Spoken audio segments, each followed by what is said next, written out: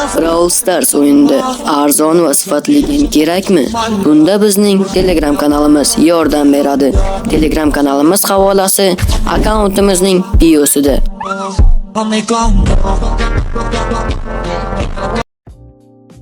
Hammaga salom. Bugun sizlar bilan Kayaki.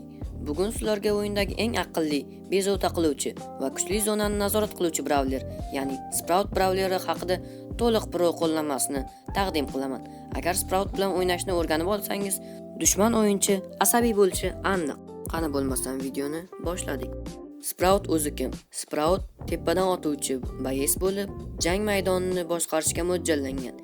Eng katta afzalligi xavfli joylarga kirmasdan turib ham zarar berishi va dushmanning harakatini cheklashi mumkin. Asosiy ataka va uning sirlari. Sproutning asosiy hujumi Speed Boom. Bu bomba yerga tegsa portlaydi va radiusdagi har kimga zarar yetkazadi. Eng muhimi, o'qning trayektoriyasini tushunish.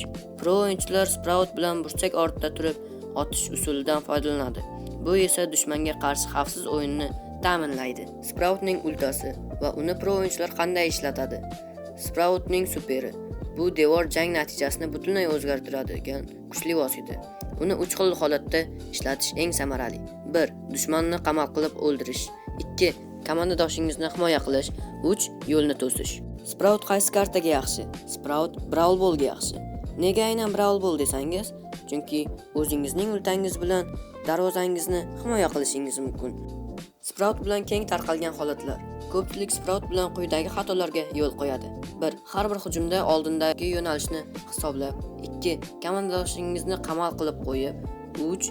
Yaqin jangga kirib qolib. Sprout bilan pro bo'lish uchun eng muhim narsa bu pozitsiya. To'g'ri joyda tursangiz sizni deyarli hech kim o'ldira olmaydi. Hech qachon ortiqcha agressiv bo'lmang.